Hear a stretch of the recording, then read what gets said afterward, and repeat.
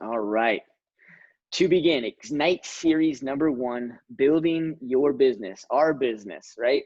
One of the biggest things that I want you guys to know about real estate, and I'm probably going to mention it over and over and over again in all of these different videos, is as you're growing, as you're doing this business, you're going to be faced with things that other people have gone through and been faced with. Always, always, always, if you hit a stumbling block, bounce something off of someone, okay? I'm going to pick on Melissa for a second. Melissa is just getting started, and she has taken my word for that, and I appreciate that of her because she's sending me things. Does this look okay? How does this sound? Where do I go? And it's created some very valuable back and forth between us to where I can show her what she's saying is correct. However, there might be another powerful way to do something. So always, as you're getting started, reach out, ask for help. It's not unordinary to not know exactly what the right way to do things are. And so that's what Ignite's all about. It's about getting you off the ground. It's about getting you started. And honestly, the title speaks for itself. Ignite, launch yourself into this career and into this growth.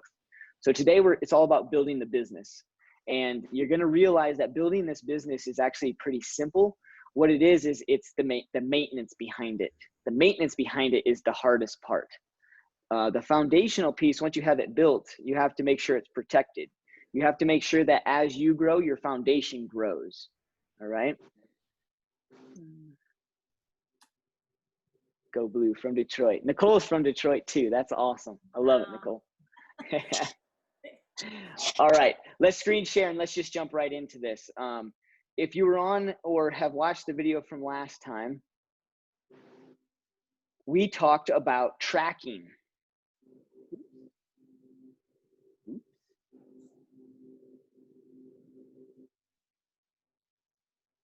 There we go. Can everybody see my screen? It says today's expectations. Perfect. Sure can. All right. So today's expectations, we're kind of going to set that. But the first thing I want to go over is from last time, we talked about a daily 10-4. A daily 10-4. A daily 10-4 is about 4 things you should be doing on a daily basis. 1, you should be constantly adding to your database. The recommendation when you get started is 10 people to your database a day. The secondary piece is 10 phone calls to your database a day.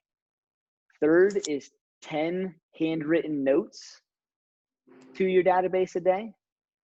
And then lastly, or the 4th segment, is previewing 10 different homes every single day so you understand what the market's like. So, I got a lot of questions after I talk about previewing 10 homes. And in COVID, I'm going to recommend that you don't go out and view 10 different homes to expose 10 different families to you for an unnecessary being. If you want, I do encourage setting up a showing or a preview at a vacant property. But please try and do yourself the courtesy and others the courtesy of staying out of someone's home that's still living there. The internet's powerful these days. I would say previewing 10 homes on the internet is a decent equivalent to previewing 10 homes out there. The only thing you're missing out on is 1, you can't smell pictures. So you can smell the home when you actually get there. 2, you have to learn how to use lock boxes. And I encourage you to go out and preview a couple of vacant properties before you actually have your first client.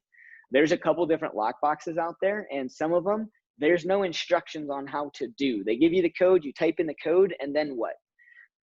So if you ever have issues, please feel free to FaceTime me, shoot me a picture of it.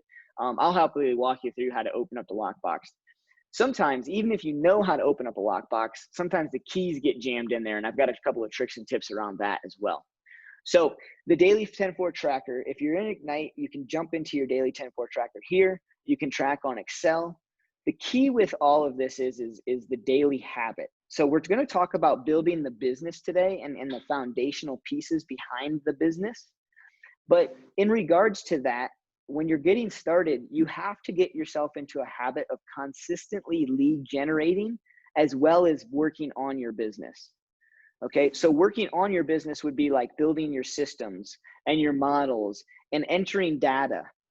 Working in the business is those tangible things, right? Handwritten notes, phone calls, pop buys, those types of things that actually gain business, that reach out and grab business. Building your website, entering your people into a database, it's not an ask for business. It's not like business will come to you from those actions or those moments. Does that make sense?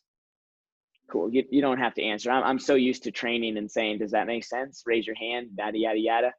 It's on the video, so bear with me here. You don't have to answer all of these. That's what your daily 10-4 is. So as you're getting off the rip, you need to do a combination of that. If you coach with me, your numbers may look a little differently. You may need to talk to more than 10 people a day. Most likely, I'm going to encourage you to add at least 5 to 10 people to your database a day, right? If you have 100 people, then you're going to be done doing that in 10 days. So there's no reason why you can't just do 10 or 5 a day and spread it out over 20 days so you can accomplish more things and build your foundation, your business.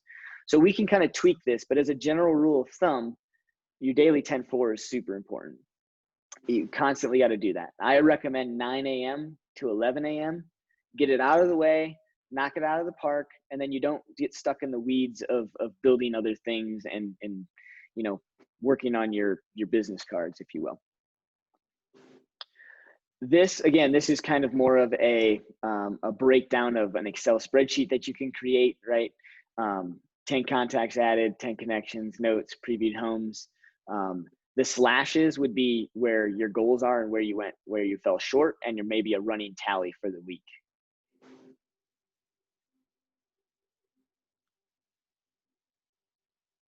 All right. Again, for video, you guys are getting lucky. I think you guys are getting out of this, but this is traditionally where we would put a 15-minute timer on, and you would call based upon our goal for the day. So you call as many people as you could, asking for referrals, and then offering your Keller Williams app. So as you guys get started, one of the best things that you can do is to start getting your face out there and branding yourself. So building your business is just that, right? We talked about kind of the mindset piece in Ignite Series 1, but this time building your business is all about building that database and learning the habits and the techniques to reach out to people and ask for business and ask for people's help in your new endeavor. One of the best ways to get started is to offer things of value to people that you still aren't necessarily familiar with. So for instance, if this was the script and this is what we would do in class, is call for 15 minutes. The conversation, who wants to role play with me and kind of make it easy on me? I want to go through it quickly, and I want to make sure that you guys understand, like, this is what your conversations would be like. So Jeffrey, you're the first one underneath my picture. I can hear you loud and clear. I want to call you, Jeffrey. And the situation is that you're a longtime friend of mine. So typically when you answer the phone with me, it's, hey, what's up, man? How's it going? It's been a while, or something like that. The first calls that you make, you're going to want to call some people that are comfortable for you to call, some people that you can fumble over your words with, some people that no matter what you say, they're going to laugh and they're going to have your back and your support. Okay. That's kind of where you need to start in your business, because that's where you can understand what kind of lingo you still need to learn. All right. So Jeffrey, I'm putting you on the spot. I hope you don't care, but you're just a friend, and just let me spew out my spiel so you guys can kind of see how easy this can be and how quick it is. Okay. All right. Ring, ring. Ring, ring. Hey, Brosbud. How's it going? What's up, Jeffrey? How you doing, man? Hey, I'm feeling it, man. It's been a good day, and nice. Yeah, it's getting better. Yeah. Thanks. Since you called, yeah. What's going on? Yeah. No, not much, man. I'm actually in the middle of some things right now. I got to be honest with you, man. We need to get together for a beer sometime soon. But to be honest with you, this is more of a business call. I'm not sure if you've seen any of my social media posts or anything like that, but I wanted to let you know that I'm actually brand new to real estate. I know we've kind of talked about it before, but dude, I actually passed the test. Oh, wow. Congrats, brother. Yeah, I know it's been a dream of yours for a while. I knew you're going to be great. You're going to be great. Yeah, thanks, man. But so again, I'm super excited. But one of the things that I'm learning is there's a lot to getting started. And I was hoping that I could reach out to someone like you that might be able to help me out. You see, I am going to ask you as a friend, man, if you know of anybody who's looking for a resource in real estate, I don't care if they want to buy, sell, or invest in real estate. Even if they just have questions around real estate, I need to learn everything I can learn. So whoever I can help will help me learn and have different situations that come up to expedite my growth. Do you think you could do that for me? Oh wow! I mean, yeah, just mentioning that. I mean, I have a friend who just got engaged. He says he's planning on buying a house here pretty soon. So yeah, he'd probably be the first one I'll send your way. Yeah, Nice, that nice, I'd love to help you out. awesome. And how long have you known him? Oh wow, about 3 years, 3 years now. Yeah, he's a great guy. Uh, Heck yeah. Is he a lot like you? Because I only kind of want to work with people that are like you, man. oh yeah, yeah. I try to stick close to the people I share some common ground with. But yeah, he's a really nice guy, hardworking, and I think he would really love to speak with you. Really appreciate uh, any assistance he can get right now. Nice, nice. Well, hey, I'm kind of new to this, so it kind of makes me a little nervous to even ask. But I'm told like I should probably get his contact info. Do you feel comfortable maybe giving that to me? Say no. Yeah. I think I'd rather just go ahead and speak with him about it first. But yeah, I don't really think he'll have any reservations about it at all. But yeah, let me just talk to him first about it, and maybe I'll either have him get in contact with you, or I'll get his contact information over to you as soon as I get it. Oh, As soon as be okay. heck yeah, man! I appreciate that. I did not expect that. Just giving you a call today. I wanted to kind of precurse with that, and I really appreciate that, man. Thanks for thinking of me already. I mean, that's amazing. But the reality is I wanted to share something with you. So you know me, man. I haven't really grown up and been on my phone much, and got into the technology and the social media type of thing. And Keller Williams, the company that I'm kind of hanging my license under, they have this search app for homes, and it's super powerful. But the thing of it is, Jeffrey, is now that I'm in the industry, I think it's super cool because it's something super new to me. But since I'm kind of in the industry and I kind of know what's going on, I can't really tell how powerful it is for the consumer and the consumer face. So after we get off the phone here, I'd love to share my app with you. If you want to play around with it for a few and let me know your feedback around it, I can send it to the developers if there's any bugs in there. But I really want to make sure that the value that I can provide to anyone, such as your friend that I might start working with, I want to make sure that app works for them. Do you think you could do me that favor and maybe just take a look at that app and let me know your feedback? Not a problem. Yeah, I'd love to check it out. Love to check out that app. Yeah, sounds Thanks. great. Awesome, man. Well, hey, I know it's the middle of the day. I gotta get back to things. As soon as I get off the phone here, I'll send you my app, and we can absolutely go from there. And yeah, we need to get together anyway soon. But yeah, for now, man, have a Uh, great day. Hey, thanks for calling. Really good to hear your voice. And hey, good luck to you. Thanks, Jeffrey. I'll Take keep care. in touch. Keep in touch. Yeah, take care. Later. Perfect, man. Thanks for letting me get through that. So there, that's how easy it is, and that's how much if you set forth your first couple of calls to someone like Jeffrey, like we all have Jeffreys in our life. We all have the people that we can say, hey, look, this kind of makes me feel like this is kind of new to me. It makes me feel a little nervous and a little clammy, like, but I'm told like I gotta ask, like, and I gotta get over this, like. I'm really looking for people like you to kind of help me out. And if you run across anybody that wants to buy or sell a home, or honestly, I just want to be a resource for you. Like you can say all that stuff, guys. That's where people go wrong. They feel like they got to be perfect for their friends. You don't even have to be perfect for the people that you don't know, right? The reality is that people like genuine people. The world right now that we live in is full of scam artists. It's full of hard closers. It's full of fake news and internet ads that you don't know what to believe or what not to believe. I mean, the other day, I saw an email come out from the Longmont Association of Realtors that said that agents are being called by a phone number claiming to be part of the Colorado Association of Realtors, letting them know that their dues are due this year, and that there's a new link for them to send in their bills, their dues through, right?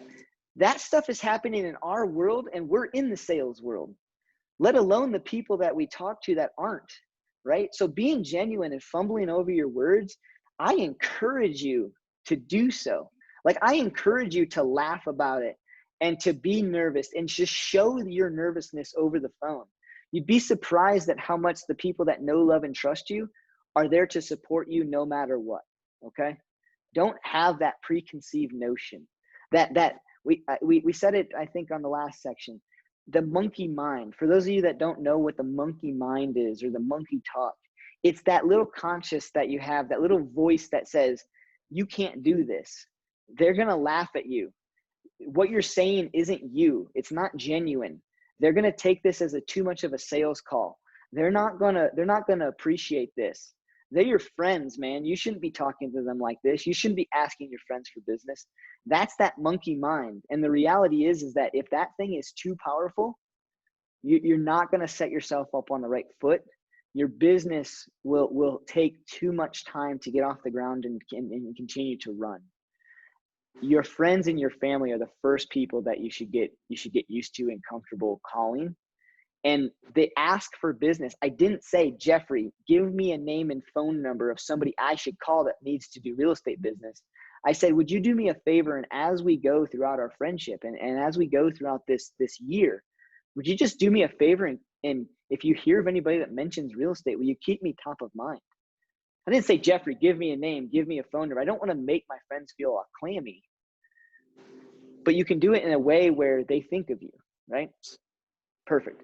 So as you're making your calls, as you're doing this, and I know that we would typically do this in a 15-minute setting, but if you're purposeful about lead generation, you're doing this, and my mantra is 9 to 11 every single day, Monday through Friday.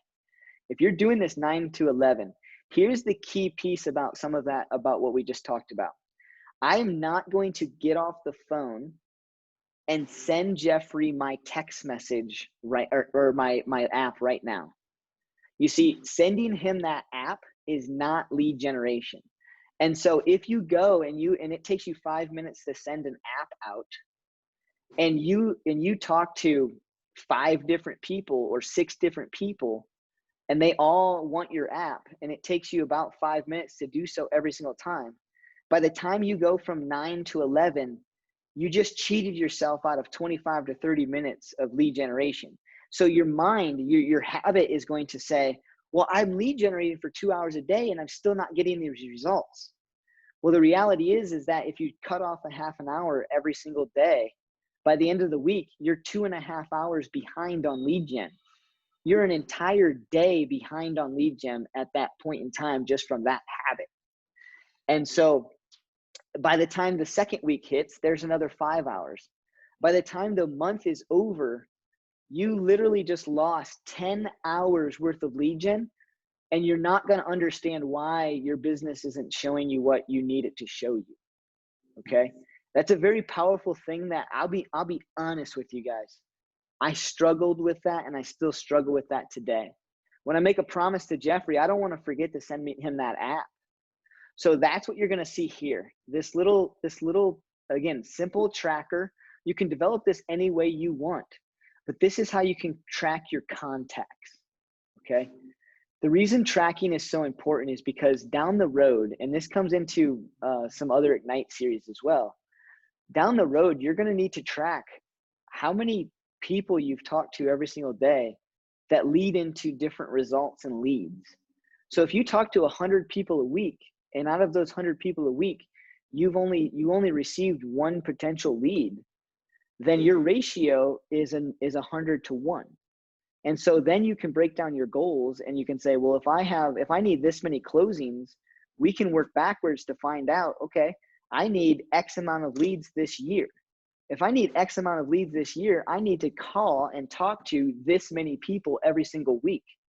And so at that point, you can figure out, if you lead generate from 9 to 11 every single day, and you know how many contacts you need to hit for the week, you can break that down to the day. And so sometimes if I break down my contacts and I can knock out all of my contacts from 9 to 10, I have a choice now. Do I continue and try and have more contacts and more leads? Or do I pump the brakes a bit and work on something else as I get started? I encourage you as you, yep. Question for you. You can answer this now, or maybe it'll be addressed later, but more times than not, I think we're going to be getting voice mailboxes. So I'm just kind of curious what a good message would sound like for this call, for this first call. Hey, Jeffrey, it's Bruce, man. Sorry I missed you. Hey, give me a call back when you get a chance. Yeah. Okay. Yeah. Nice. Keep it simple. Well, because the reality is if you go into any of it over the phone and you say, hey, I was just calling to let you know I'm in real estate. 1, oh, I already know Bruce is in real estate. I don't really need to call him back. 2, yeah, I can keep my ears open for people that want to do real estate, but I'm in the car. I'm driving right now. I'm just listening to his voicemail. I can't think of anything because I'm watching the road. 3, I'm going to share with you my app. The reality is unless you can get to talk about it and understand that you want them to test it, it's just going to be too long-winded voicemail. Okay. Yeah. I leave very generic voicemails, even if I'm calling somebody I don't know. Like if I'm cold calling around a listing, I will leave a voicemail that makes it sound like I was their best friend since childhood.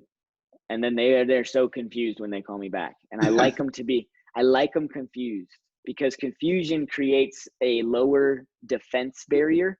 So if you ever see me go like this is like somebody's defense wall, right? When somebody's laying in their lazy boy and you knock on the door, instantly their guard goes, I don't want to buy any windows, and I don't need a new roof, and I don't want a security system, right? And then as they walk to the door, their defense gets higher and higher and higher. And then when they answer the door, you've got to break this thing down before they even start to listen to you and before they start to understand. So I don't want to build that barrier through a voicemail. Okay. Thanks. Hey, Bruce. Yep. Go ahead. I have a question about that, leaving messages on people's phones that you don't know. Is there any, I guess, condition regulations on whether or not you have to leave your personal information and what brokerage you're with? Because I know we have those limitations or those requirements within print advertising. Yep. The only time you have to do that is if you're leaving a voicemail that would elude the public to believe that you are your own brokerage. The only reason why those advertising rules are in there is because if you hang your license under a national brokerage and have that backing needs to be known by the public, so that way they know how to find you if they need to find you. Okay, I understand. Okay, perfect. Thank you. Good questions. Yeah, no, thank you. Hey, Bruce. Yes. So you have this Excel spreadsheet, but to not double up on work, can we just build out command with this instead? Yep. So you're feeding right into kind of where I'm circling and where I'm going.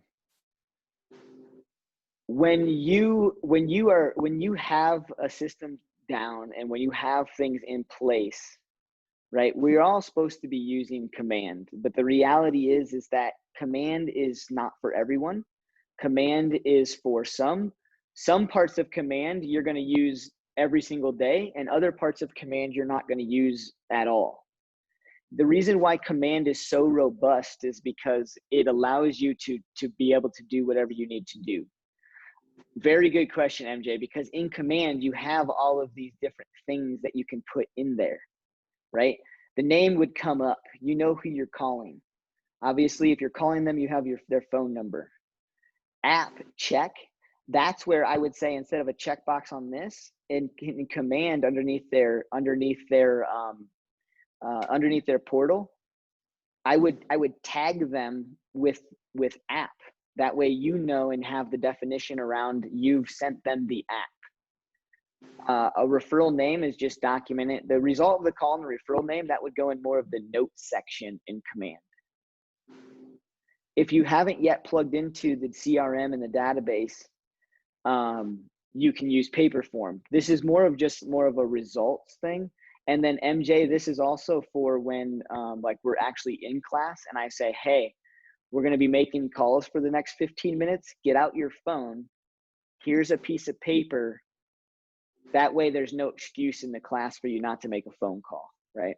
So that's kind of what you're seeing on these documents here. Good question. Cool. Awesome. Again, every Ignite class, every Ignite series, here are your scripts. Okay. We went over scripts pretty heavily in Ignite Series 1. If you didn't listen to that, go back through and listen to it. But you're always going to get some powerful scripts in here. If you want to learn how to practice scripts, you can practice with us on Wednesdays and Thursdays from 8:30 to 9. All right. I have a quick question. Sure. It seems like there's a lot of focus on the app, and I was just wondering what the draw is of the app. When I try to use the app, it seems like I'm not able to do the things I'm trying to do very easily. And so is there a reason we're pushing the app? Does it have special features that maybe they can't find elsewhere? Is it because it's just branded to us?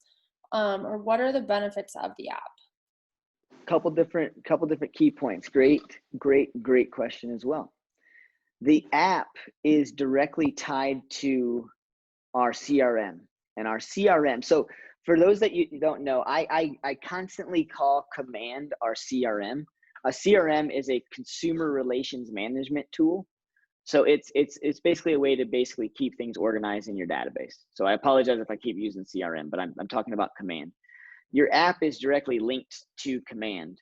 So if you have somebody in Command under that phone number that you sent that app to, and they click in and download your app, in the Command system, it will put that note in for you saying they logged into your app. Then it can start to know when people are starting to look for homes. So if people start to heavily use their app every single day, then you have a reason to give them a call and figure out what's going on. Do they know somebody coming into town? Are they thinking about making a move themselves? It talks to itself, and it will go right into their profile. So that's the most powerful piece, number one.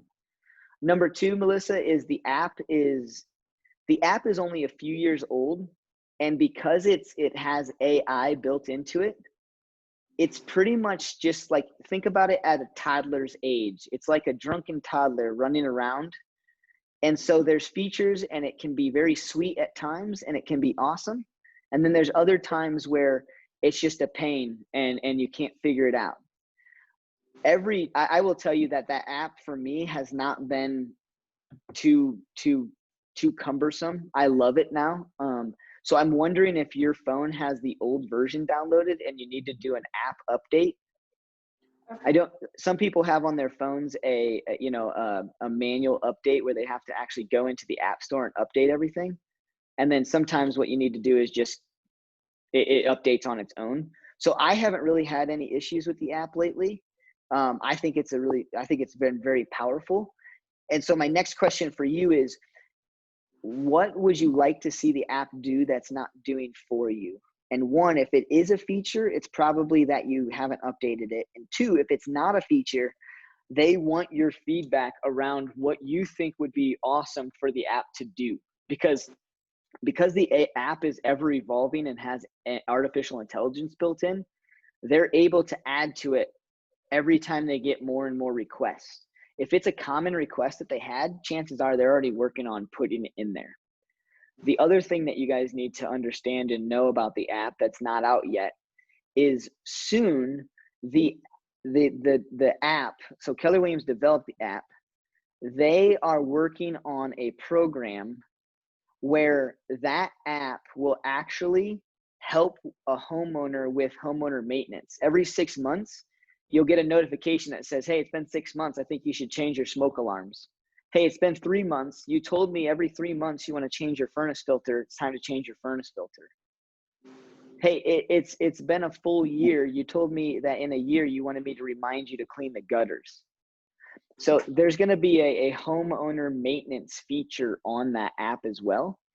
And then the other cool part that they're working on is you're going to be able to take and build all of your vendor network into that app. So that way, if any vendor ever, or if any client or past client or friend that has your app ever wants to know who you would recommend for a plumber, they can just get on your app and go to the vendor tab, and it's the plumber that you entered in there. So my vendor list would be different than your vendor list because we could all create it and build it differently.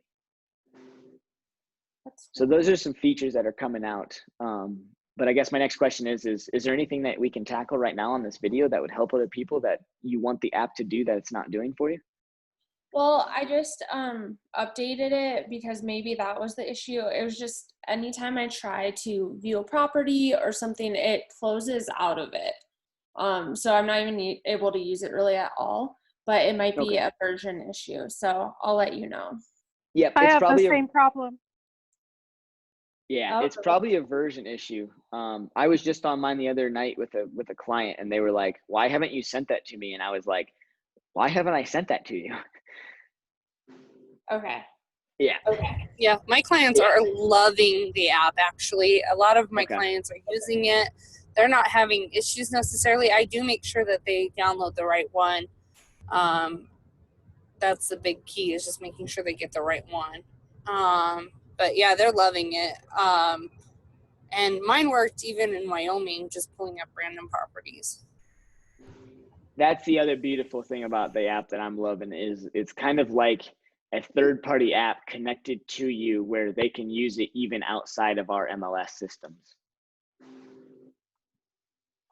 Cool.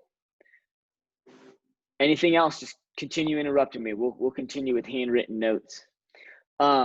So handwritten notes, these are so powerful in this industry. I cannot tell you enough. When I first got into the industry and I saw that I was going to have to do some handwritten notes, you know, I thought that it was pretty powerful, and I know that my mom likes it, and I really thought it was more of like this older generation type of thing. The reality is that handwritten notes are for every generation. Please do not have the same preconceived notions that I had around handwritten notes. People love to hear from you, and people love to receive a piece of mail directed towards them. One, that's not a bill. Two, that's not an advertisement for buy a burger and shake and get your fries free type of thing, right? The mail these days doesn't have a lot of content in it, unless it's something where you owe someone some money. So a handwritten note goes a lot farther than you think, especially now that the world of technology has taken over. Handwritten notes have gone by the wayside in comparison to what our parents and what the older generation has gone through. So I encourage you to continue to use handwritten notes. And a couple of different ways that are very strong is when, after I got off the phone with Jeffrey, if he just gave me a referral, right? I don't have name and contact info, but that's a lead. That's a referral. And Jeffrey was exuberant about it, which means the chances of him actually talking to his friend and introducing us are pretty high. Jeffrey's getting a handwritten note. The more that you can help solidify your message, the better off your business will grow. After I'm done meeting with someone, or like, let's say I'm done meeting with a seller for the first time. Let's say I go over to their house. They don't really want a full-blown listing consultation. They're thinking about doing this in 6 months, but over the next 6 months, they want to do some renovation. So they just wanted to have me over for a quick chat, maybe a cup of tea or coffee or something, and I'm in and out. I'll send a handwritten note to them, thanking them for their time and thanking them for inviting me over to their home and thanking them for allowing themselves enough time to put their home on the market and grab top dollar for it. Whatever it is, handwritten notes more often than not are more than anything thank you cards. People love it. It resonates with them. And the other thing it does is, have you ever heard the phrase that like the top 20% of everybody in this world only does a very small amount over the average person in this world? But it gets that little small touch, that little thing gets them to be so much further advanced in life because they took the time to make that extra effort. This is that extra effort. This is the thing that honestly, I've won so many different listings and buyer consultations through, because if I'm competing with another agent, I might be the only one actually sending a handwritten note follow-up, thanking them for their time, right? They're looking at me like, hey, I'm hiring you. Like, I'm thanking them for their time. whether or not we're going to work together. It just sets that bar and it sets that precedent a little higher. Okay. I won't beat too much of the handwritten note piece, but I encourage you. Note Card Cafe. Let me put that in the. Bruce, Yes. any recommendations if you have horrible handwriting? Yes. Horrible Use shit. use your horrible handwriting. Okay. Just slow down a little bit, huh? A Well, little more legible. Slow down a little bit, but the reality is that it's so a handwritten note is much like an advertisement. It's much like a commercial. It's not really about the content of the commercial, right? If McDonald's advertises a Big Mac, right? I know that McDonald's has a Big Mac. I've seen hundreds of Big Macs. Big Macs have been around for eons, but they still advertise a Big Mac. Is there advertisement about the Big Mac, or is there advertisement to get their golden arches in front of your face? It's about getting the golden arches. Yeah, it's branding. So when people see your handwritten note, yeah, you're going to get some people that go, I had no idea Jeffrey had such bad handwriting, but I'm still glad he wrote me the handwritten note. That was pretty nice of him. Use it. The worst thing you can do is type things. The worst thing you can do is have somebody else write it, and then the person gets it and goes, Jeffrey didn't even do this. Like, this no longer is impactful to me. I would say at the very, very worst case scenario, you have pre-printed labels where you have your return address as well as their address on a label. But the inside of that note card needs to be handwritten. All right. Yep. Good question. I feel the same way. I'm looking for a piece of paper that I can put up to the camera and show you guys. I've got like an 8th grade spelling handwriting pretty much, but it works. And it's not about my handwriting. It's not really even about the content I put in there. As long as they see my name, thank yous, and my card, I just showed them my golden arches. I'm branding. Good questions. Getting your head in the game. We talked about that a lot. You know, mindset is everything. I guess let's answer some of these questions, I guess. I talk a lot about guilt gives. So if you're starting off in the industry and you have some financial and some capital to spend, I want you to mastermind with a coach, a mentor, or somebody else who does something at a high level. Because the reality is even if you have money coming into this industry, you want to make sure you're spending it in an effective way. So I like this question. Even if you did not take advantage of a sale or coupon given in the mail, in what way was that touch still effective? And it's kind of what we just talked about with the handwritten note. It's the branding piece, right? But I like this mail piece and I like this coupon. The other thing that you can start to do is you can start to give people what I call guilt gives. So guilt gives. It's something that you give somebody that they would feel guilty about throwing away. Okay? So a card, your business card is pretty easy for somebody to throw away if they have your name and phone number in their phone, right? But have you ever seen any real estate agents, or have you ever gone over to anybody's house where somebody sent a Broncos calendar or a Rockies calendar, and it's in the magnetic form and it sticks right on a refrigerator? That is a guilt give. That is something that you're giving to someone who, when they take it out, most of the time, even if they like the Broncos or not, the world in this Denver market, I can't believe I'm saying this, but the Broncos nation is real. Even if you don't watch the Broncos, you might put that thing on your fridge just to show that you support the Broncos when you do have friends come over that do watch football, right? The other thing is people revolve around the Broncos around here, and they need to know when the games are on Sunday. They need to know when downtown is going to be happening. So those things are what I call guilt gives. You give them something that they would feel guilty about throwing in the trash. Okay. Still kind of a very effective branding tool. Costs a little bit more money than a thank you card. Hey, Darby, I can't figure out how to get I can't figure out how to write into the chat box. Can you write in the chat box, Note Card Cafe? Yes. Thanks.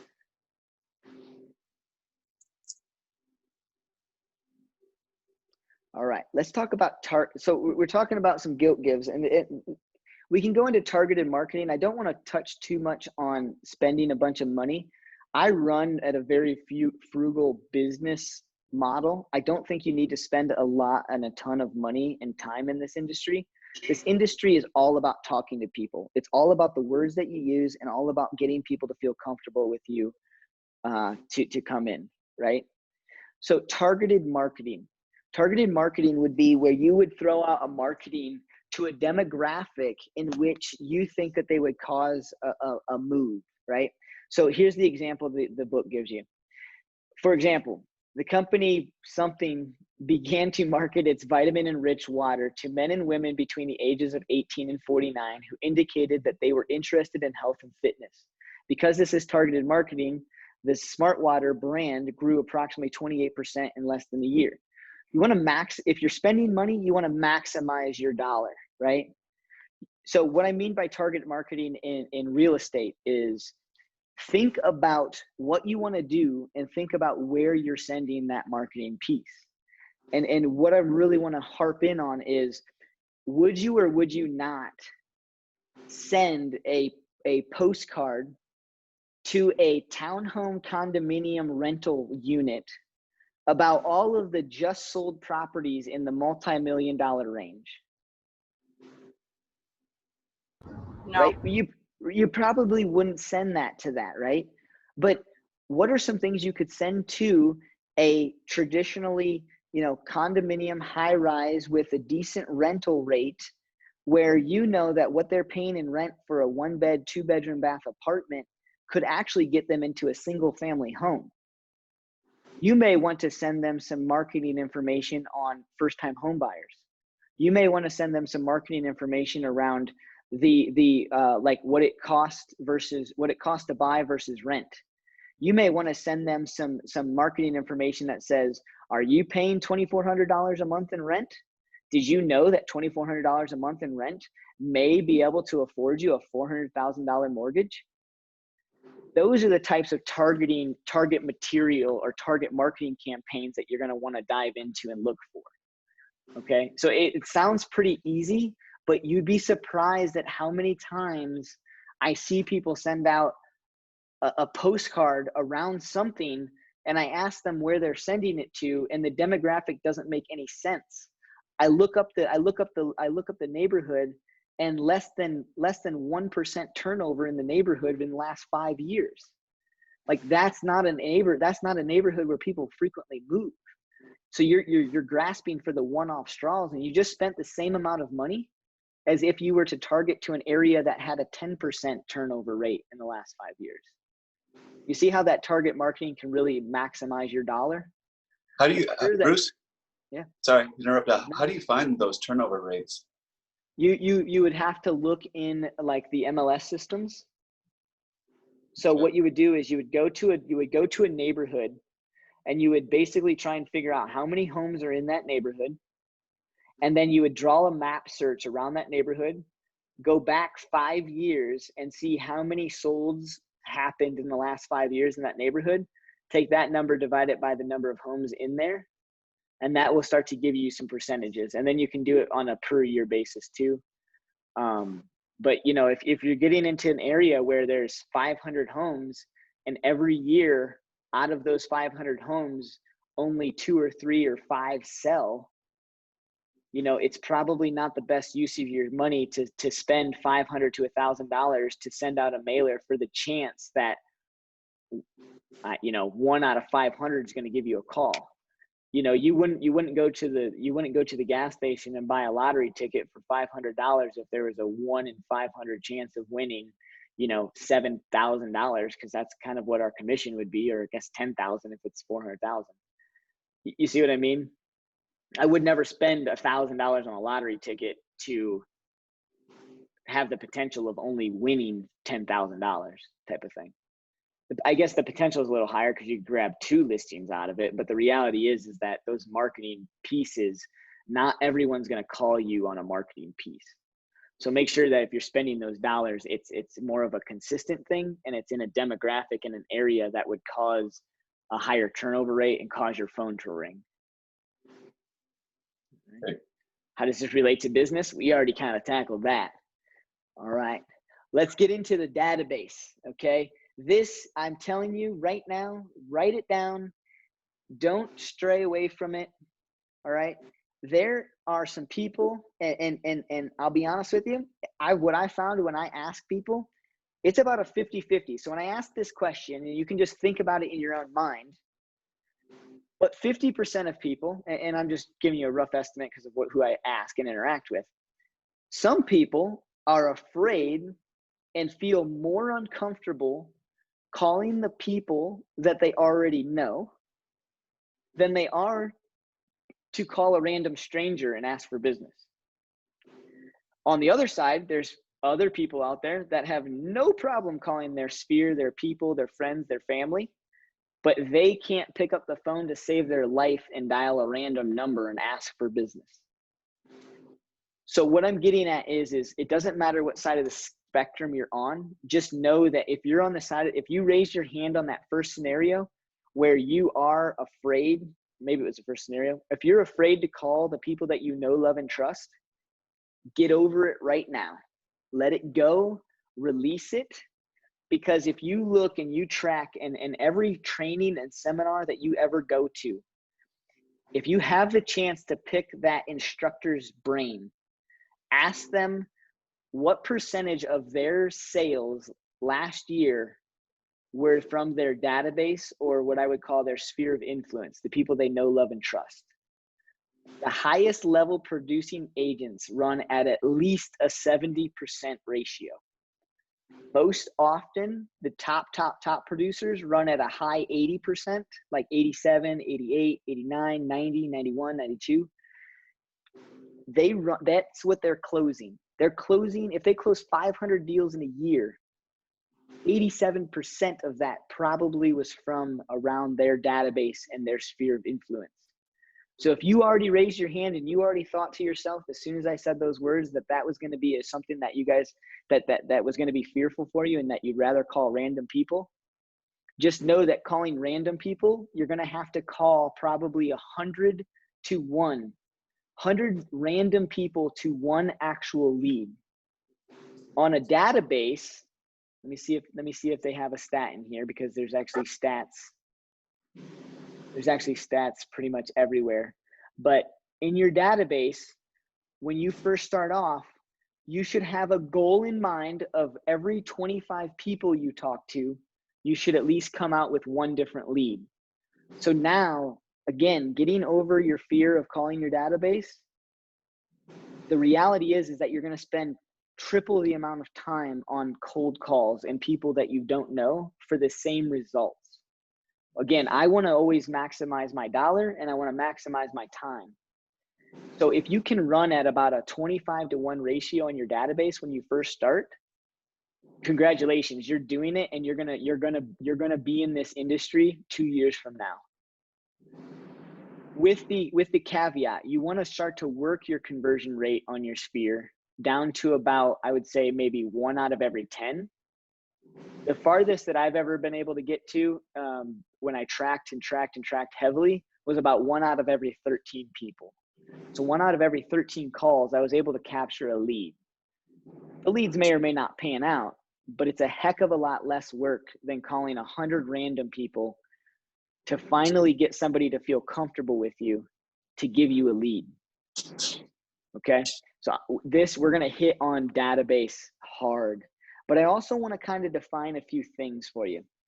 I know that Ignite says database, but in the world of our database pretty much encompasses every single person's name and phone number that we already have. So I can appreciate Ignite for calling it a database, because when you first start, that is your database. The database is your sphere. It's the people you know, love, and trust. Okay. But as you grow and as you get into this industry, you're going to start to receive names and phone numbers from people you've never talked to, you're going to have different groups that start to form in your database. So I want you guys to understand that when Ignite says database, that is what's the word? Synonymous. Yeah, synonymous. That is synonymous to your sphere of influence. Okay. And the reason why it's synonymous to your sphere of influence is because your sphere of influence is the people you know, love, and trust. The sphere of influence is where you should run at about 80. You want a goal of about 80% of all your closed volume and deals to be directly related to your sphere of influence. Okay. As you grow and as you learn, your database is going to grow. So now I've been doing this for 6 years now. My database has over, I think it's close to 1,700 people. Not all 1,700 people are people I know, love, and trust. My database, or my sphere of influence, the people that I started with or the people that I do know, love, and trust, is only about 500 people. I have about 1,000 different leads that I've received over the last 5 to 6 years that have never panned out, that don't call me back. And most of them are just on email drip campaigns. A lot of people say, why don't you just get rid of them? There's no reason to get rid of them if I'm not really servicing them anyways. I'm not taking up too much space or gigabytes in my CRM. So why not just keep them in there? So on random days when I need to make a call list, when I need to call, I can call some random people that still don't know me. So I like to have that 1,000 people list in there because it ever allows me something to do, and it ever allows me a lead generation list that I continue to tag off of. Okay. So I really want to hit home on that. When you first start, your database is probably 100% consistent of your sphere of influence. As you grow, your database will have all the different people in there. But what we're trying to focus on in Ignite is 80% of your business should come from your sphere of influence, the people you know, love, and trust. Okay. It is the absolute most important, most valuable piece that you have. And if you don't have a database coming into this industry, call me, reach out to me. I can teach you how to grow one pretty quickly. It takes time and it takes effort.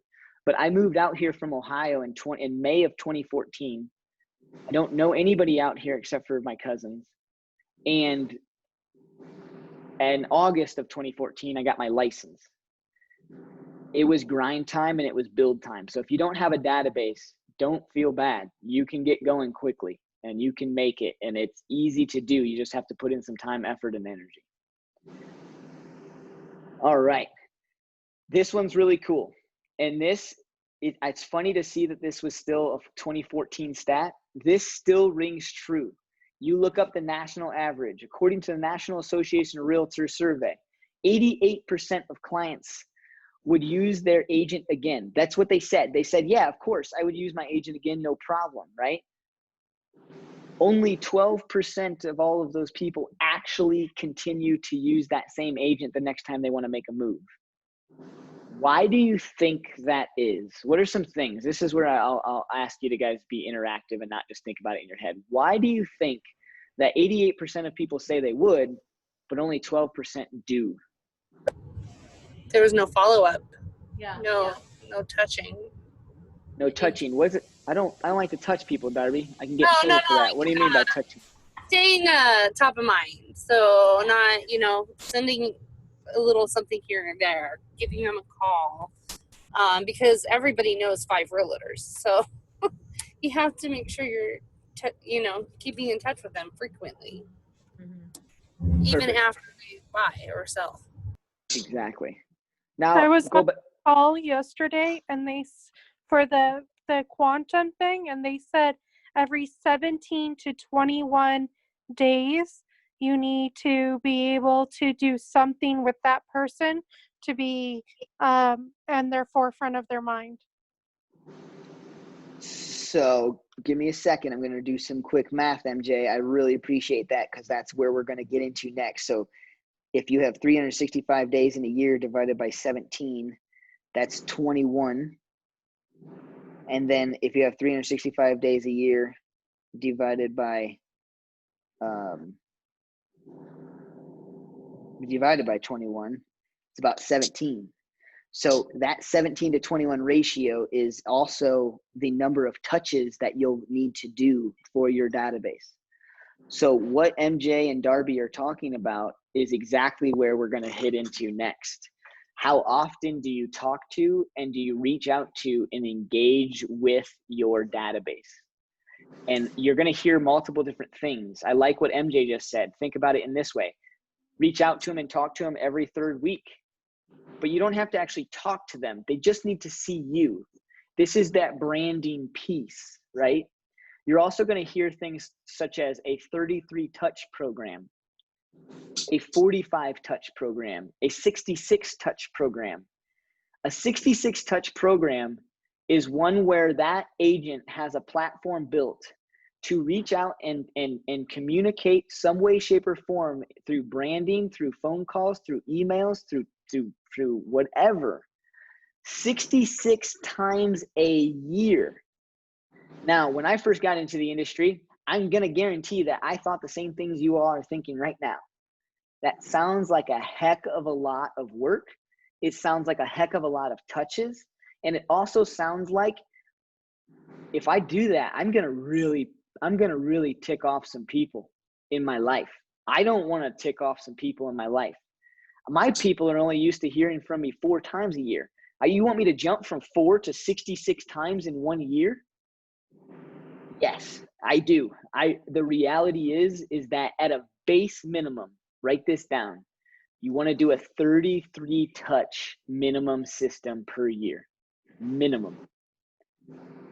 So there's also a 6-to-1 ratio. So 6 times that you touch them about something that's in their lives or like building your relationship, and 1 with business. Bingo. So MJ, out of your call, because it sounds like you went through a lot of this foundational pieces, what are some ideas and what are some ways that you can touch people through that method that you just said? Well, any time that there's a holiday, you can build in your command a way to reach out, and you can authenticate that that message via text. He was talking about something about, so what's on the grill today, kind of thing, something that fits your life, your personality or whatever, and tweak those texts to so that sounds like this set of people you could do it this way, this set of people you could do it this way, kind of text, so it sounds more authentic. Because as long as it sounds authentic, it can be a real touch with text. Otherwise you lose them if it's not an authentic text. Bingo. So that's good. Text message is a great medium. I like what you said about holidays, right? So if we have, let's just go through this, okay? And I'm going to write it down on a piece of paper because I don't do math backwards very well. But if we have a 33 touch program, and let's just say we can knock out some of the major holidays. Let's just call it Christmas, or I'll call it the holidays, because some people you can't call it Christmas, right? It's happy holidays. So around that December timeframe, happy holidays. And New Year's, right? You can do 2 happy holidays as well as New Year's. You can do Easter.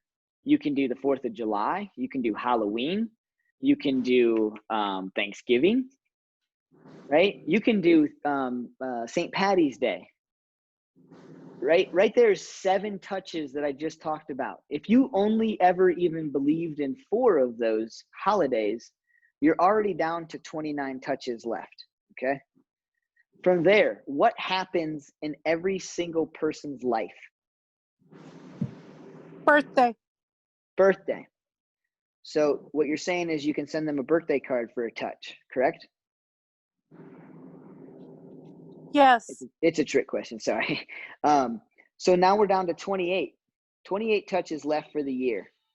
But also with a birthday, wouldn't you think it'd be more personable if you sent them a birthday card, like maybe a week before their birthday, and then maybe after their birthday you gave them a call to say, hey, I just wanted to give you a call. I know your birthday was probably busy. I hope you enjoyed your time. What did you get into over your birthday? Right? The day after their birthday, they're getting a phone call, right? How many people get a phone call the day after their birthday besides, hey, I'm really sorry I missed your birthday. Happy belated, right? Instead, it's like, I gave you a birthday card 7 days before your birthday.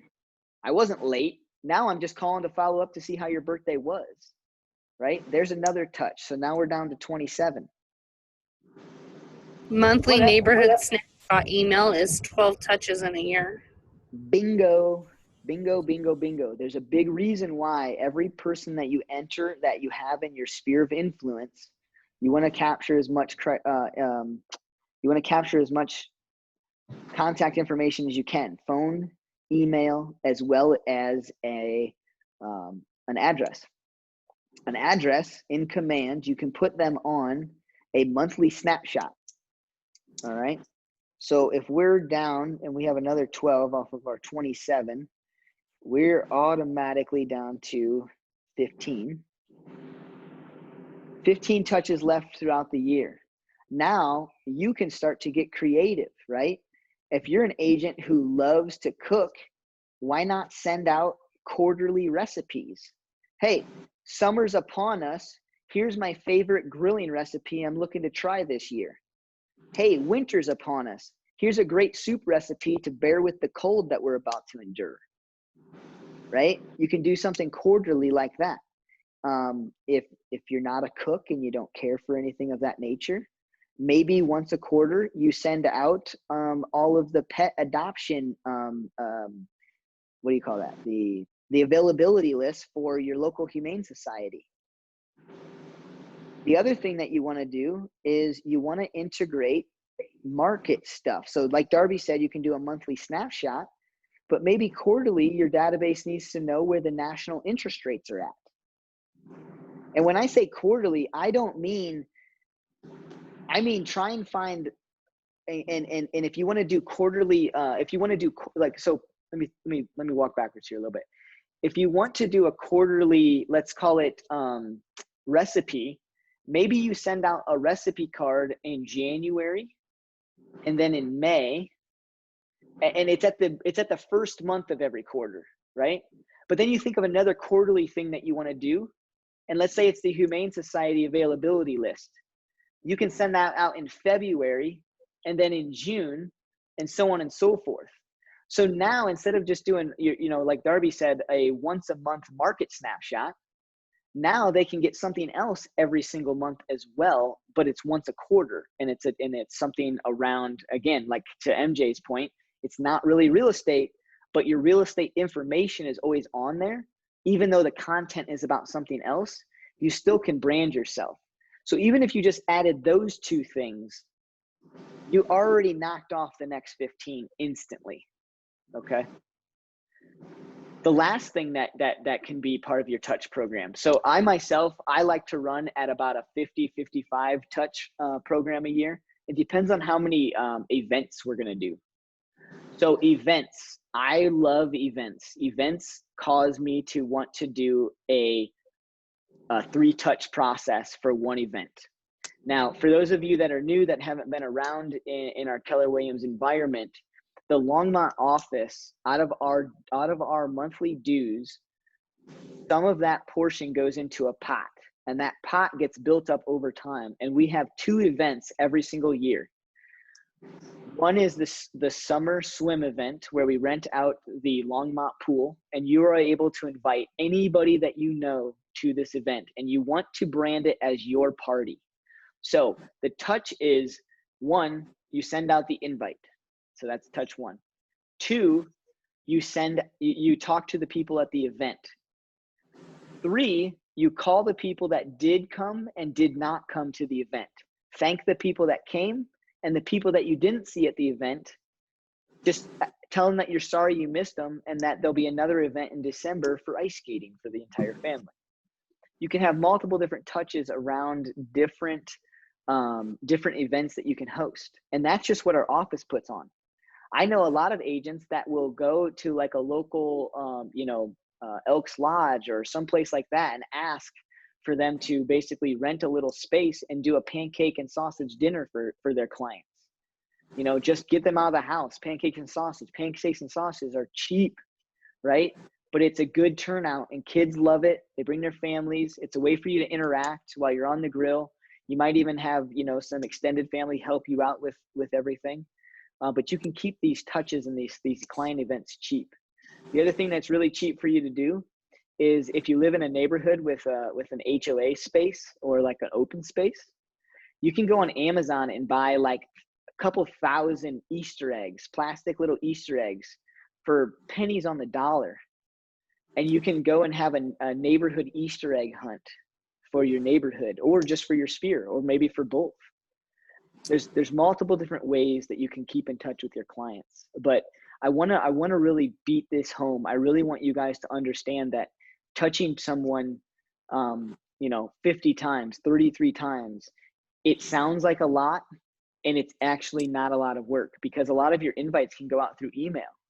A lot of your invites can go out through a mass text system. You can call and dial through. It can be cheap, easy, as well as powerful, okay? The other key piece that I ask most people is, do you get upset if you sit in front of your TV for a couple hours a night or a day?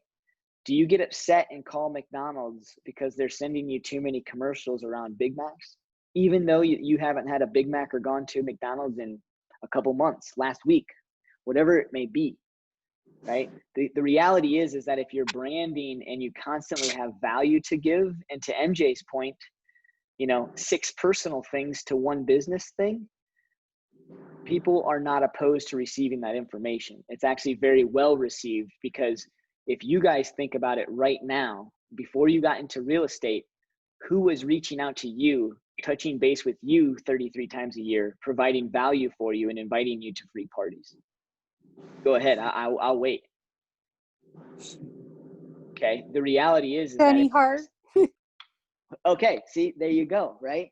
If you have a past client who knows this system and this model, then you will be able to understand the power behind it, okay?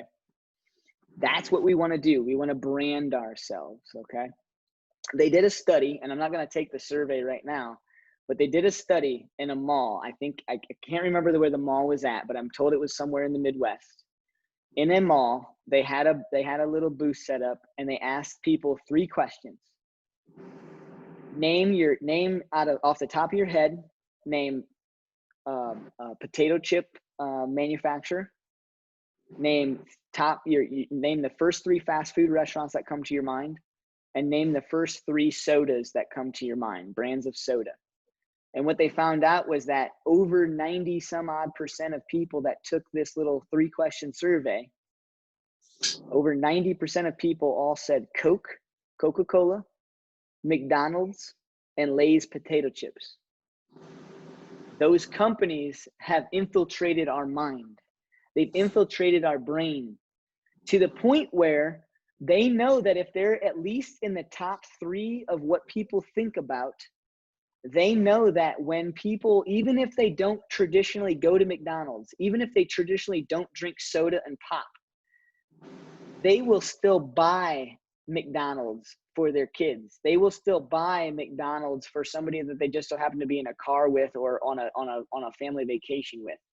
They will still buy Coca-Cola and Lay's potato chips.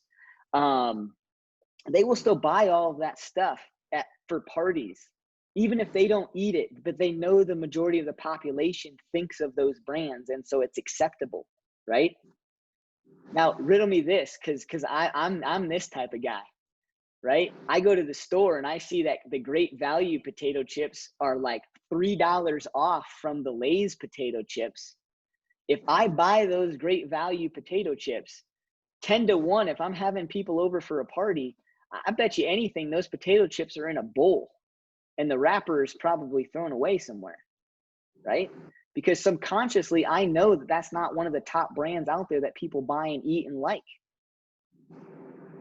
But if I buy Lay's, I'm probably just setting the bag out there because I don't care. I'm not even thinking about that, right? That's what this 33 touch program really needs to do for you. It needs to make sure that you are top of mind to your individual and to your sphere. Okay. If you're not, if your clients were sat down in that mall and the question was, quick, think of top 3 real estate agents' names in your mind right now, who would you write down? If you can't tell yourself that they would write down your name, you're not touching them enough. You're not branding them enough. Okay. When they're interacting with people, when they're interacting with their friends and they hear real estate and they think, ooh, I know a real estate agent, I should refer that person. You want to make sure that that person is you, because even if they think of 3 different names off the top of their head, most likely, I will say 9 times out of 10, they're only still going to recommend one real estate agent. They're not going to give out all 3 names unless the other person asks for more names. Okay. So the branding information, it's so powerful. And it goes back to MJ's point and Darby's point. If 12% of people actually use the same agent, we need to be in front of them. To MJ's point, you don't want to over inundate them with, hey, do you know anybody that wants to buy or sell a home 33 times a year? Because that will get old and that's not branding yourself. So I like that, MJ, the 6 to 1.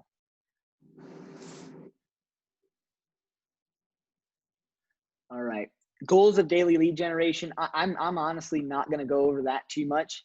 You guys need to understand that this industry is all about getting and talking and putting your message in front of people. I don't care if it's a text message, an email, a mailer, but phone calls and handwritten notes and pop buys are your 3 main touches. Here's the key. We didn't even go over in that 33 touch program. We didn't even go over how many times a year you want to actually reach out and dial that person's phone number. We didn't even go over how many times a year you should be sending someone a handwritten note. We didn't even go over how many times a year you should be showing up on somebody's doorstep with a little guilt give item. All right. I can't stand cheesy and corny. I can't stand it, but I do it. Right? One of the cheesiest things that I ever did, and I still have some of these left in my garage. I don't know where they're at, but I still have some left. I went to the Dollar Tree and I bought 100 Betty Crocker pizza slicers. $100, $100. And on them, I went to my computer and I printed off these little cards, real small. And I put a little punch on it and I put a ribbon around it. And on that card, I said, I don't care how you slice it. I appreciate you and all of your referrals. Thanks for your business. And I went around to different people's houses, knocked on their door. And if they're not home, that thing gets set right on their doorstep. If they are home, this is how literally I would answer. I'd answer the door. Hey, I didn't expect you to answer. I have one of the corniest and cheesiest gifts that you've ever received in your life. Here you go. How's life? How's the family? How's the house? Especially if I sold it to them, right? I would tell them that I thought it was corny, but the reality is I don't care if I tell them it's corny. I don't care if they think it's corny. It's the branding piece that we need to get across. Okay. So when this slide talks about, the goal of your daily lead generation activities with your database, it is talking and it is relating and doing those activities on a consistent basis. And my rule of thumb to get started is 2 hours a day, 9 to 11, or if you're not going to do 9 to 11, be methodical about your time. Every time I've seen somebody say, well, I'm going to do my lead gen from 2 to 4 in the afternoon, make sure you're disciplined with it. Make sure you have an alarm that goes off at 1:55 so that way you can tidy up whatever you're doing so that 2 o'clock, you're not trying to finish off your website for another hour and miss out on your opportunities. Okay. So now I want to, let me just double check here. Organized database, maximize. Okay. We're kind of going to start talking about maximizing your database and we're going to start to get into some definitions, but I really want to make sure that you guys understand the touch models and that 33 touch works for some people. 45 touch works for others, 66 touches. The key is that out of everything that we just talked about, the reason why a lot of us get to about that 50, 60 range of touches is because everything that we just talked about did not have the most powerful attributes to touches, and that's the phone calls, the handwritten notes, and the pop buys. So if you ever built out your touch program to a bare minimum of 33 touches, I encourage you that your first number of touches would be 4 phone calls a year, at least 2 handwritten notes, possibly 4 handwritten notes a year. I run at about 2 handwritten notes a year. They take a little longer than the phone call sometimes because I have horrible handwriting like Jeffrey. And sometimes it really takes me a little bit to understand what I want to put in my cards. But if you do 4 phone calls a year, 2 handwritten notes, and 2 pop buys, there's 8 instantly off of your 33 touch program. I encourage you that if you only want to stick to a 33 touch program, you at a very minimum should not start building any other touches until you know where you're going to call people 4 times a year, send them handwritten notes twice a year, and then pop by their house and give them a little pop by gift twice a year. Those are what, if you even just did an 8 touch program throughout the entire year and that's all you did, you would still crush it in this industry. The extra touches are just for the extra branding, the extra one-offs, the weird nuances where they get randomly asked who they would recommend in real estate.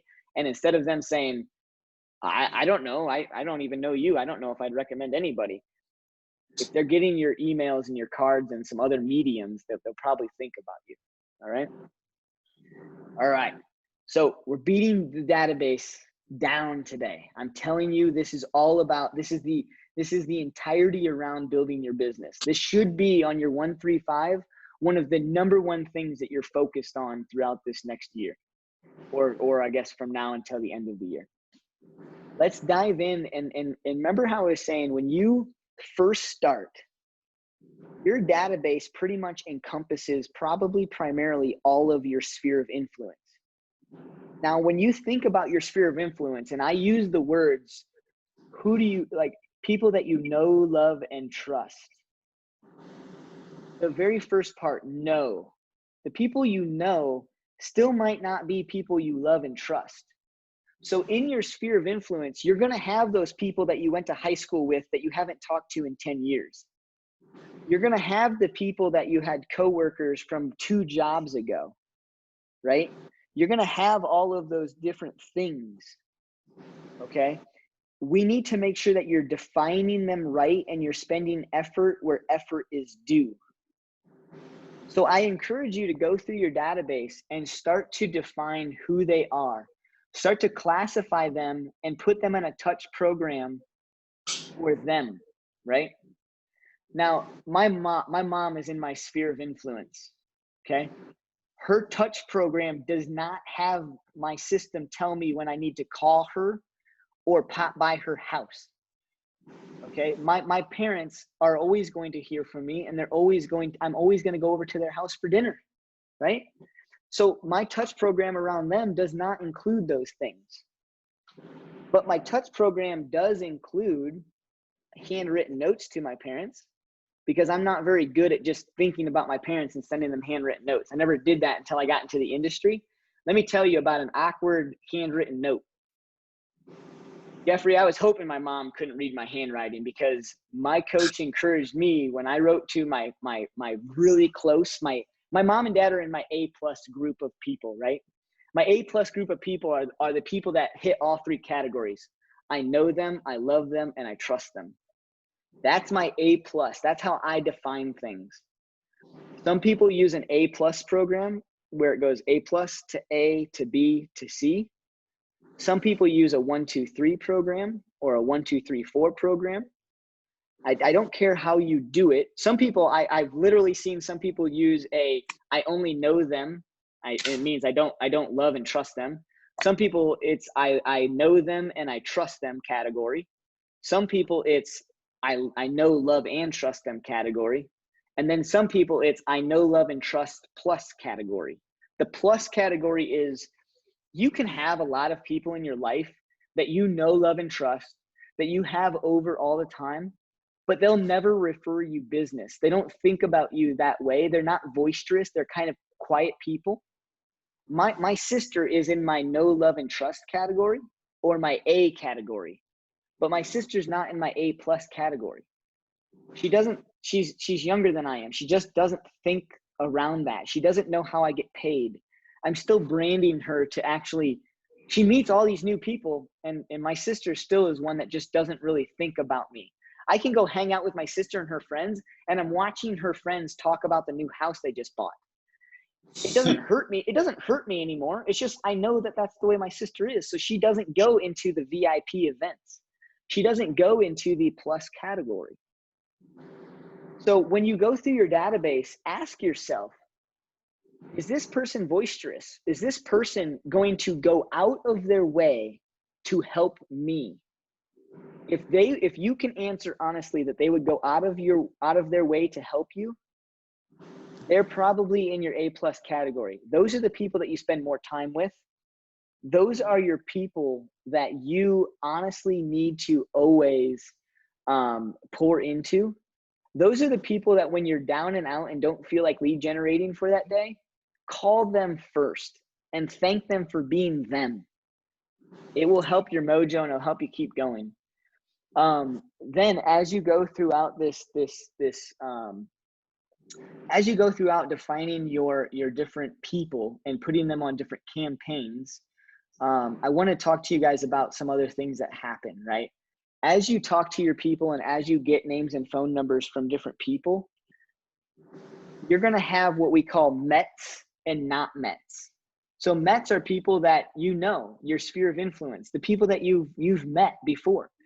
But those people are going to refer you business that you haven't met before, or referrals, or people in your database, something like that. Or maybe if you get an internet lead, if you're doing any sort of internet marketing campaign, you want to classify, you want to start making a definitive list of how you're going to categorize people. So that way, if somebody gives you a name and number, you can clearly, without hesitating, understand what type of person or category they're going to go into your database around. I don't use the whole Mets and have not Mets category.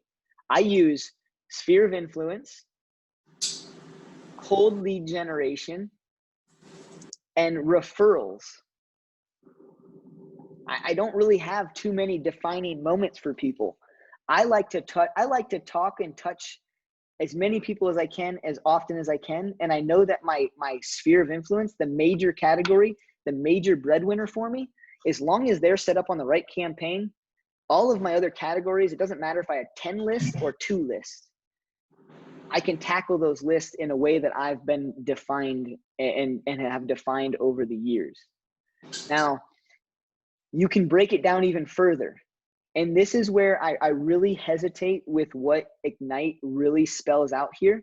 But there are the types of people out there that need more lists. They need to categorize people in a different manner. And I'm perfectly fine with that. The reason why I don't love this is because that if you break down the list too much, it can get cumbersome. It takes a lot of time. And it takes away from the basis of what I'm really trying to drive home, guys. It's all about talking to people. I don't care who those people are. You got to talk to them. So if you spend too much time, like here's what I'm talking about. Your neighborhood or your geographic farm. Well, if I have people in my neighborhood that are in my database, I don't have them on a different touch program. They're either in my sphere of influence, meaning I talk to them 33 times a year, or they're not. That's how clearly defined my lists are. I like to keep it simple because I've learned that as soon as I start building out a neighborhood program or a list of neighbors, I have to create another campaign just around them. Same thing with sports teams, right? If my daughter's 4 years old, she just started ballet. If I start meeting all the moms and dads that are at these ballet events, then I'm going to have to create a list around them. It's not the way it's going to work for me. They're going to just either go into my sphere of influence and they're going to be talked to or touched 33 times a year until they tell me to buzz off.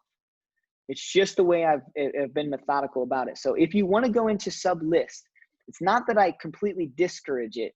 What I discourage is getting lost in those lists and the time that you don't need to spend, because I only have about 3 lists.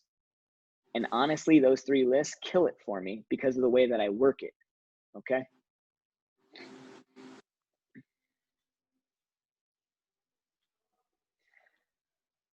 Okay, defining different things. Okay, so we've defined what I believe the different categories are for your database. Is you're over encompassing. That's every single person in your CRM or in Command. Now, in your database, you're going to have those different lists, and I like to call them the sphere of influence, and then maybe some leads, and maybe the people that are just referrals that you may not have talked to yet or are working on. When you have this list and you want to start lead generating, you want to start to begin by making contact with these people, okay? A contact is defined as asking for their business, asking for referrals, and providing value to gather more information or build or nurture or follow up on that relationship. So for instance, Jeffrey, if I'm calling you and I want to consider that it was a contact for my business, that first conversation that you and I had, you would get on my tracker as a contact. But if I chickened out, Jeffrey, if I chickened out and I called you and I said, hey, Jeffrey, how's it going? And I had every intention of telling you I'm in real estate and asking for business, but instead I said, well, actually, I'm just calling because I got a lot of time today. I just wanted to see, you know, if you wanted to go grab a beer sometime soon. And we set up that appointment, or it's not even an appointment because I didn't talk about business. That is not a contact, okay? I want to be very clear on that. The only way that you're going to get business is to inform people that you're in business. And the only way to inform people that you're in business is to let them know and to ask for business. So make sure that when you are reaching out to people, you don't trick yourself into thinking that that secondary piece is actually a contact, right? Because if you need to talk to 100 people to get 1 lead, or 25 people in your sphere to get 1 lead, what happens is you can talk to 25 people, and if you don't tell them that you're in business or ask for business, you're never going to get a lead. So now you're tricking yourself, and you're wondering why things aren't happening for you. So be careful. Be very, very careful with that. Okay. When it says, can you?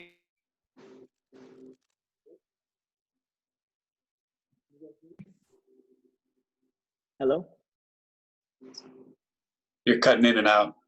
Yeah, I think my earbuds are gonna die. I'll have to see if I can put on my other microphone. When you're talking to your database, you want to ask them questions about their life and their personal and everything that's going on. The other thing that you want to do is you want to feed your database. By feeding your database, you need to add to it, but you also need to talk to the people that are in your database that you're missing information for, right? We know the big ones: phone number, email, and address. But do you know their birth date? Do you know their anniversary date? Do you know their kids' names? Do you know what their hobbies are? Do you know what their occupation is? That's where we're not only going to feed, but we're going to add to it. Excuse me. We're going to add to our database. Okay. Classifying, we already kind of talked about that. I guess classifying is a little different than categorizing your database. So I have these sphere of influence people, and then I classify them as either an A+, an A, a B, or a C. Okay.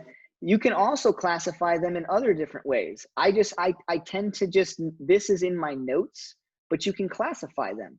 It doesn't matter how you run your business as long as you have a clear definition, right? You can classify your clients as, this is somebody who's bought with me. This is somebody who's sold with me. This is somebody who's done both. This is another agent. This is somebody who's renting, an investor, a vendor, so on and so forth. But it's really important that when you feed and you dial in your database, you have clarity around how you're doing it. There's no right or wrong, guys. There's no right or wrong. I hope that I'm giving you some ideas around what I do, but I encourage you to talk to some of these top producers and ask them how they categorize their database. So Bruce, Yeah. do you have the A+, A, B, C tags? You got those tags, or is that just in your notes in the contact? So I'm in the middle of transitioning from an old CRM into Command. So I still use an old CRM. And in that CRM, they have where I can create lists and as well as tags. And so what I would classify that as the list is what I classify them as, or wait, the list is, what's the word? Not classify. What am I looking for here? Categorize maybe? Categorize, yeah. The list is how I categorize them, and then the tags are how I classify them or help me remember things. For the rest of it, it's mostly in my notes. I'm a very big note taker because the more I write and type about somebody, the more when I see their name, I instantly know, yeah, that's somebody who refers me all the time. So they've got to be an A+. I don't even have to look at the tag to see people's names because of how methodical I've defined how I do it.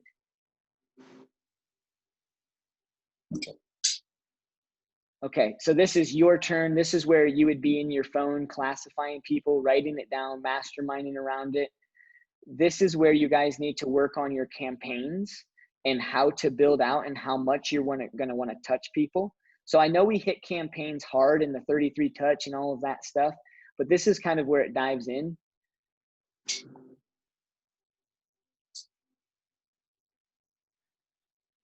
"33 touch."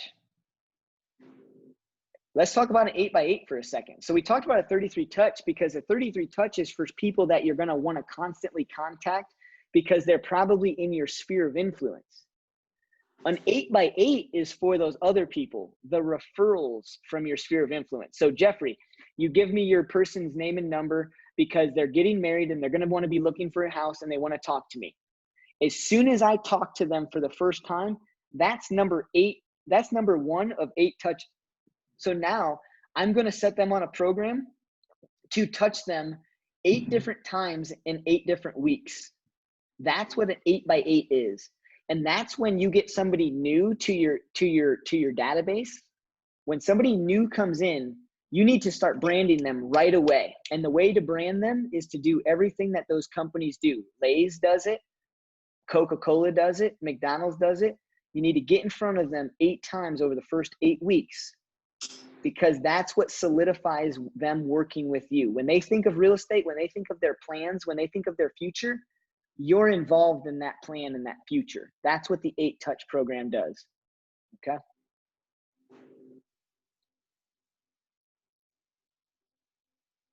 We built out the calendar. I apologize, guys. Like I said, I don't know if you guys were here for the first Ignite class.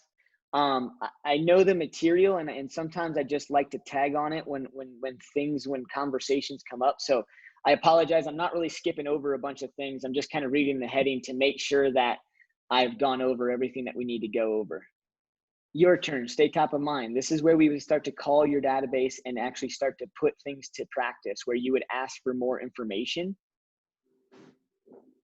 Become a database master. As soon as you meet somebody new, get their contact information, add them to your database, follow up with a handwritten note, put them on an 8x8 touch program.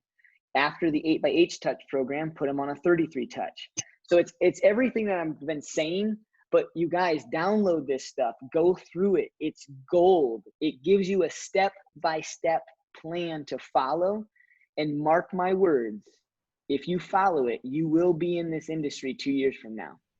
If you don't take the time to download this PDF and you don't take the time to go through it, then honestly, I can't tell you that you're getting yourself off the right foot and the right foundation, okay?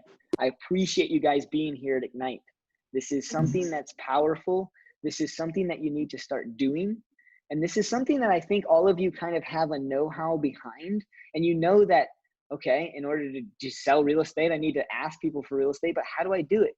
What kind of ideas? If you guys want a mastermind, if you guys want to have a 33 touch seminar or program or session, I'm happy to do another class on just that alone, where instead of just saying, hey, Darby, give me some ideas around what a 33 touch program looks like, or some touches, we can actually build it out. Everybody brings the calendar in, and you start marking off the days that you're going to be calling. You start marking off the days in the year you're going to go do your pop buys. You start marking off the holidays that you're going to send holiday cards around. I'm happy to do that for you guys. So again, I appreciate you guys being on here, but the key is that you have to take action now. You have to download these sessions, and next week's session is going to be step 3. So between this week and next week, we need to have you guys download these things and start implementing. So that way, when you guys come to me, you guys can have more questions. You guys have more tangibles, more real world experience. So that way, step 3 is not so overwhelming and you're not so far behind. Bruce, can you go back over where this document lives? I love that. Yes, I can. All right. Nicole asked it. I just in the chat. Oh yeah, and I'm sorry, when I share my screen, I can't see the chat box, but I'm just making sure that we definitely got everything. Yeah, perfect. So as I'm pulling this up, what are some things that kind of struck home for you guys today? Hey, Bruce. Yeah. I just, Ashley made this letter, kind of like a career change, letter to her sphere. And so I thought that was a really good idea because, I had a career as a teacher, so switching careers. Anyway, so I did the same thing. And I thought I'm going to do an 8x8 with all my sphere that I just sent my letter to, just so they get used to that change and like understand it, because they still think of me, in my past life. That's beautiful. I encourage that all day long. So what Carolyn's saying is her sphere, she knows she needs to brand them, and she knows the best way to do that is through some sort of program or touch campaign. Mm-hmm. It's already built for you. It's an 8x8, and that's awesome, Carolyn. So what you do is the way that I get to everything is I go to my KW, just because I think it's this tab up here. And then what you do is you go to education. And then after education, you should be able to see the Ignite tab here. Now, I've been on multiple different phone calls with people where when they go to KW Connect, this is not the home page that they see. So I'm going to show you 2 different ways. One, if their home page looks like this, click into Ignite and then click into materials. If your home page doesn't look like that and your home page looks more like this, where Ignite doesn't come up anymore, I think it's mind-boggling that when you click on education through your other one, it comes up with a different. But if you click on command or connect there, it takes you to the actual home page. It's not there. You don't see the Ignite option. You have to click on this guy here and type in Ignite. And then click on Ignite. And then you're here and you can click on materials. If you guys want to do some exploring, I encourage you to look at Ignite 2.0 Lab. That is something that I haven't yet fully trained on and feel 1000% confident with, but there will be a international push where the international segment of our Keller Williams is going to record their own version of Ignite. So hey, I use it. Yeah. I did discover this here, and right here at the very bottom where it says train the trainer, when you says click here, it's kind of hidden. That's where the videos are accessible there. Oh, do they have them all up right now? Oh, yeah. Nice. All right, so you guys get the best of both worlds, and honestly, these guys are so much better than I am. I'm able to kind of. I disagree. Oh, you've watched them? I watched just the first one, just the orientation, but yeah, I like your style. Okay, well, I appreciate that feedback. What you're gonna find is that these guys definitely do it more by the book. I'm more real life, real world, like experiences. And most of the time when I emphasize something, it's because I faltered at it and I watched all new people falter at the same thing. I thought I was the only one like afraid to make a call. Thought I was the only one and it's real. We all have the same struggles. And so I try to tailor mine to that, but heck yeah, they've got all this up now. I appreciate you showing us that. But this is where you get all your materials. Well, not for Ignite 2.0. Ignite 2.0, here's all your videos. I have So a yeah. question. I don't know if you can help me with this, but when I click on the materials, all of the PDFs are in French, Yep. and I'm not sure where I might have selected that. Well, I thought when Sherry signed you up with our office, one of their prerequisites was that you have to speak French. Apparently. Am I wrong? I did take it in high school. I can barely speak English. So when you go to materials, this Canada FR is your French. Yeah. Okay. So you have to go down. So see how it goes 1 through 12, and then 1 starts again. Yeah. Okay. And it still says French Canada. Uh-huh. Keep going down 1 through 12. Oh, duh. Okay. Thank you. Okay. And so what you're looking for is called Ignite, and you're looking for the ones with student. So the power session that I pulled up is this guy here. And this is exactly what we just went over. And so it's your Ignite session for student. And it's version 4.17. So and you're not wrong, Melissa. A lot of times what happens is I'm used to teaching this in front of you in a classroom setting, and all of this material is basically already ready for us. You would just bring in your laptops and I would show you how to get here. So great question. There's some things that I kind of forget to go over because it's just a little different setting, but great question.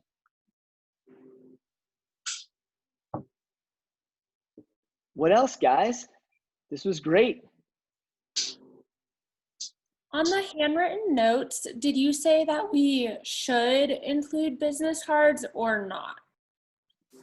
What is your belief?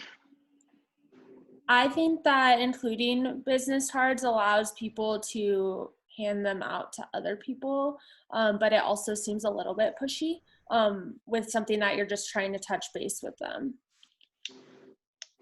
Then yes, add your business cards. Okay. The reason why I answer that way, Melissa, is because I absolutely think that if you question something in this industry, the chances of the reality is do it. Okay. If you question it, it's because you find that you believe there's a good reason for it. So just do it. The question comes from, I don't want to waste a bunch of my business cards. But the reality is that that's what business cards are. Business cards are pieces of trash from the time that they're printed to the time that they go into the trash. Right. I just hate to tell you guys that, but business cards are powerful. And it's not that I don't carry them. I carry them all the time, right? I've got a whole stack on my desk at all times. I've never, except for once, received a call back from my business card. As long as you have the idea and the mentality that a business card is more of a marketing and branding piece than it is a lead generation source, I add this to every single handwritten note. I don't care if it's to my mother. Okay. Thanks, guys. Anything else? Thank you. All right. Well, enjoy your day. Rock it. Go take some action. That's the key, right? Go take